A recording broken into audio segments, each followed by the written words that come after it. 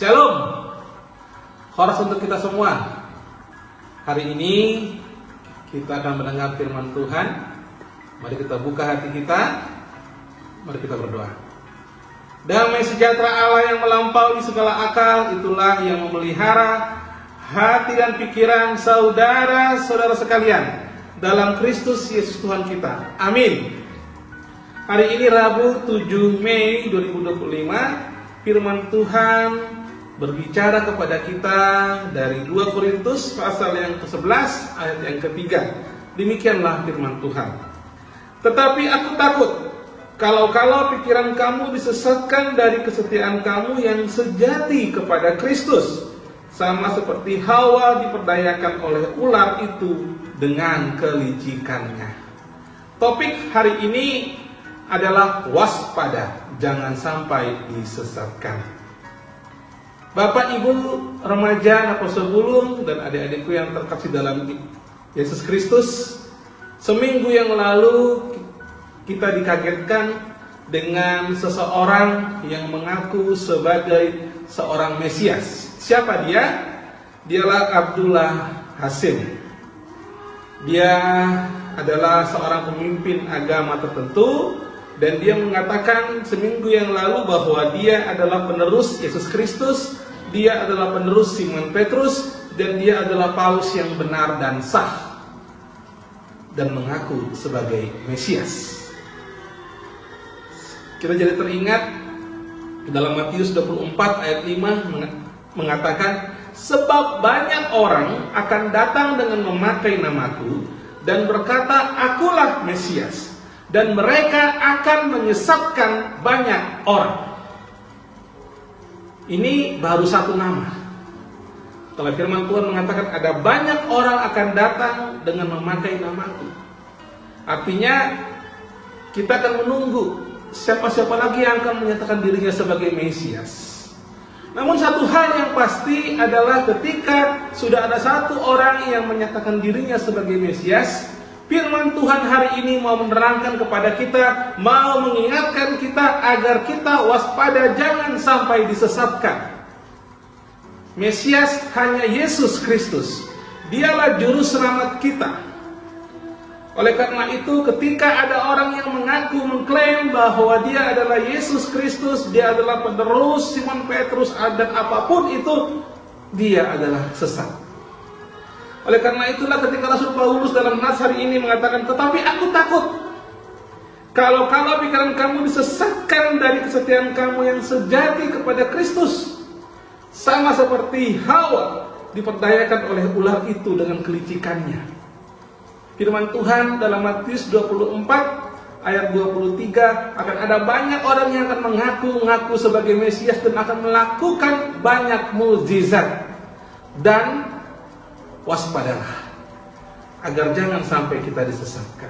Dahulu Paulus mengingatkan jemaat Korintus supaya mereka tetap waspada terhadap orang-orang yang memberitakan Injil yang lain, roh yang lain, dan Yesus yang lain. Kalau kita baca dalam 2 Korintus 11 ayat 4, sebab kamu sabar saja jika ada seorang yang datang memberitakan Yesus yang lain daripada yang telah kami beritakan, atau Injil yang lain daripada yang telah kamu terima.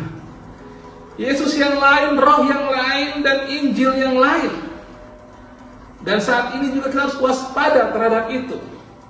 Waspada terhadap yang mengaku-ngaku sebagai Mesias, yang akan memberikan mujizat-mujizat, tanda-tanda yang luar biasa. Yang juga kita waspada terhadap roh-roh yang lain yang mengaku bahwa dia bisa mengobati, bisa memulihkan dengan memakai nama Tuhan, tetapi kemudian memakai cover Alkitab. Hanya kemudian kita disuruh minum jeruk air purut, kita disuruh bersemedi. Itu tidak benar. Cukup pengobatan ataupun berdoa dalam nama Tuhan Yesus. Jadi tidak ada roh yang lain, hanya Roh Kudus. Demikian juga dengan waspada dengan Injil yang lain. Injil pusatnya adalah Yesus Kristus. Di dalam Yesuslah ada keselamatan, ada penebusan dosa, ada penghapusan dosa. Dan sekarang banyak Injil saat ini Pusatnya adalah kenyamanan, bahkan kemewahan. Kalau engkau diberkati Tuhan, tandanya adalah engkau kaya.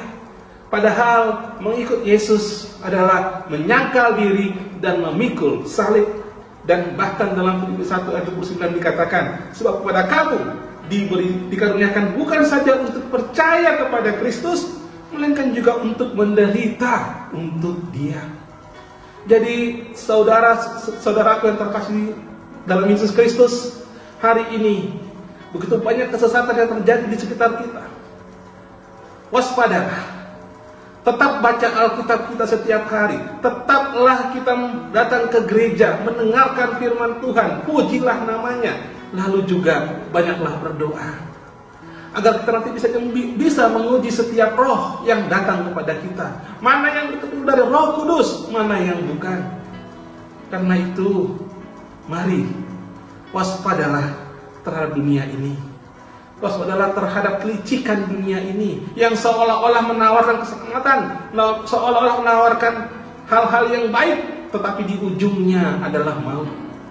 Di balik itu adalah kegelapan. Waspadalah kita. Mari tetap percaya pada Tuhan Yesus. Mau susah pun kita, mau dalam keadaan yang terpuruk pun kita, bahkan putus asa, tetaplah percaya bahwa Tuhan baik. Tetaplah percaya bahwa Tuhan akan selalu menyertai kita sampai nanti Dia datang yang kedua kali dalam awan-awan, dan kita semua akan diangkat di dalam awannya yang kudus. Amin. Mari kita berdoa. Bapa dalam surga, Allah yang kami sembah dalam nama Tuhan Yesus Kristus, terima kasih ya Tuhan untuk firman-Mu hari ini. Terima kasih ya Bapa, kami diingatkan agar jangan kami tersesat dengan dunia ini. Tuhan, banyak sudah mulai ada yang mengaku sebagai Mesias. Nanti akan datang lagi Tuhan yang akan mengaku sebagai Mesias dengan tanda-tanda mukjizat yang luar biasa. Tuhan, banyak juga nanti yang akan datang dengan roh-roh yang lain yang akan menipu kami. Juga Injil-Injil yang lain yang pusatnya bukan pada Yesus, tetapi pada kenyamanan dan kemewahan dunia ini. Ampunilah kami ya Bapa. Terkadang kami mudah sekali untuk percaya begitu saja.